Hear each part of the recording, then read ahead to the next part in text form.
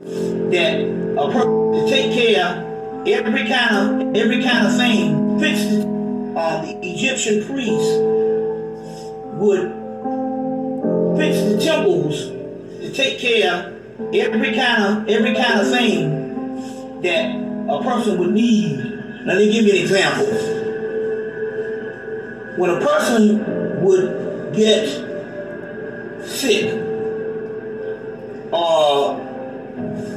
and they needed a certain operation or certain things done, the last resort would be surgery. Now, what they would actually do they would actually find out what a person's head is. It's about like the Yoruba tradition where, you got Obatala, you got these Orishas, these deities, Obatala, Oshun, Yemenya, Ogun, Legba, Babaluaye, you see what I'm saying, Oya. And you would basically find out, and the Yoruba priests give you the deity that sits over your head. So you would find out what head that deity is and correspond to you or your family or whatever. Like me, I'm a Batala. My whole family is a Batala, and a Batala governs the head. That's what knowledge and teaching and all that stuff comes from. And my mother was a school teacher. And so what happens here is you would find out what head. So you do the same thing in the Egyptian pantheon. They would find out what deity, whether it be Aset, whether it be Sekhmet, whether it be Heru, whether it be Tahuti, whether it be Heru. You see, they would find out what deity it is. They'd find out what deity it is, and they would actually bring that person into the temple. Now, when they bring that person into the temple, whatever that deity would be that's dominant over that person, they would do this ceremony, and they would bring down the energies of that particular deity. And they would say, this person has this done to them, this person has this done to them, and they would go in and they operate. The deity would actually come down and operate. And even heal. You see what I'm saying? From the spirit side. Now, so it is not far-fetched that you can do this in your own home. It's not far-fetched that you can do this in your own home. You can probably, by aligning yourself with certain statues, you can probably end up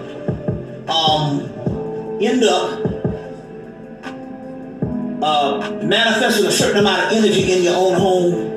And when someone gets sick, even prosperity, you find out what deities or whatever with prosperity. But I'll give you an example of what we do and what I do in my home.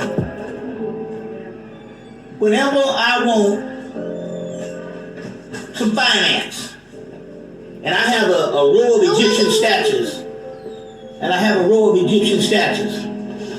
I've had a finance. What I would do is I would go get some green candles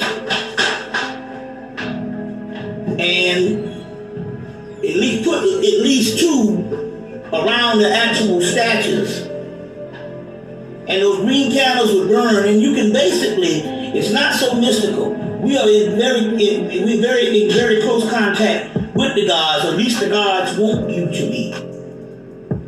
So it's going to work when you do it, because of the simple fact, for the mere fact that you are not brainwashing and thinking that things is evil or another religion or whatever thing he is, that they're going to work for you because you've taken the initiative to come to them. You see, so let's say you go and you find you an Aset statue, or an Anubis statue, or a Tahuti statue, and or an Osiris statue, or a statue of the Sphinx, or Sekhmet, any of these particular statues that you can come up with, and you burn that green candle, or those two green candles, and you say in your own words what you want to happen. then what will actually happen here is you're going to be successful with it. It's going to manifest. You see, it's going to manifest. So now, to make those images, because it's not the statues, they're not worshiping statues. They are only manifesting. They sold their souls at the gates of death. And this is your proof. Bringing through or congregating with energies of spirits. Bringing through or congregating with energies of spirits. Manifesting or bringing through or congregating with energies of spirits that exist or reside in the quantum world, which is a world that you don't see, the invisible world.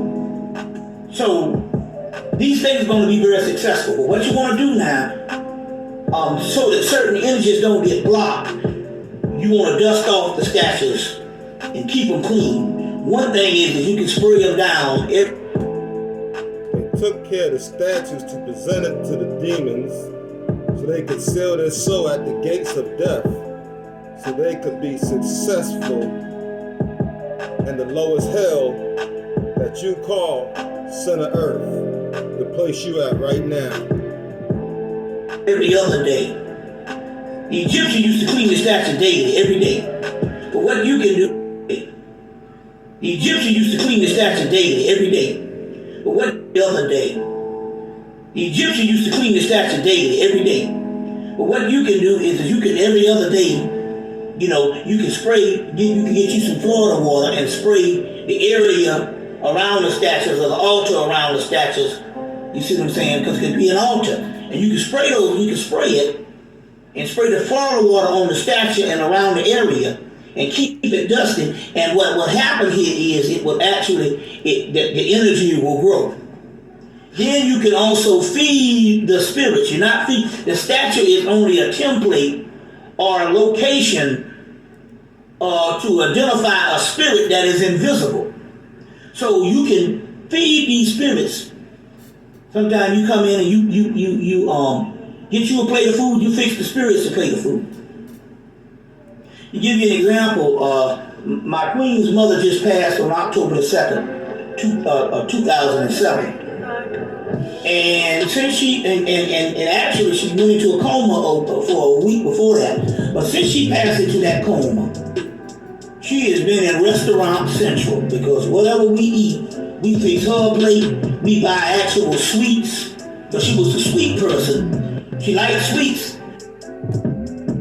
They double worship to the highest level, which might have been detrimental to her health in the physical body. But once she got rid of the physical body, that means that she wants all the sweets that she could get. So we the sweets, the different foods, and she actually contacted us and said how she's enjoying all of the food. And this gives that person energy to peacefully make the transition into their higher selves. So it makes it easier for them, for the demons to accept their offering, as they don't realize not only did they have the person sell their soul to the gates of death, but they offered up the person's soul to the devils at the gates of death, and they don't even know it. A lot of times the reason why you don't hear from some of your ancestors is because about 40 days after death, they transform back into that original soul. They have many lives, so they transform into that original soul. And if they were... You would transform into your original soul and have many lives. As long as you follow the Creator, you don't have to serve no devil. You don't have to do a soul sacrifice, nor do you have to sell your soul at the gates of death, like the Egyptians did, and unfortunately, some of our ancestors did. On a conscious level, they were these unique individuals. When they were living, more than likely they go to higher realms. They go to higher realms, but in order for... And what you serve is where you go to. If you calling on the names, you calling on many devils, and you're going with the devils. And there's different levels of devils, from the first to the seventh dimension, all devils. That's why I keep telling you, when you ascend, you need to ascend to the highest level, not be at the gates of death with the devil. So I say to you, all you who calling on names, you calling on names not realizing you are selling your soul at the gates of death. Now you know this, and I proved it. The Creator used me to prove it. Now knowing all this, will you please stop? Soul ties is a serious thing. When you're doing the Saturday Sabbath, Sunday Sabbath, or Moon Sabbath, is a sacrifice of your soul to the gates of death, of the devils. You become what you serve. Now knowing this, will you please stop? Peace and love. Praise the Creator, nobody else.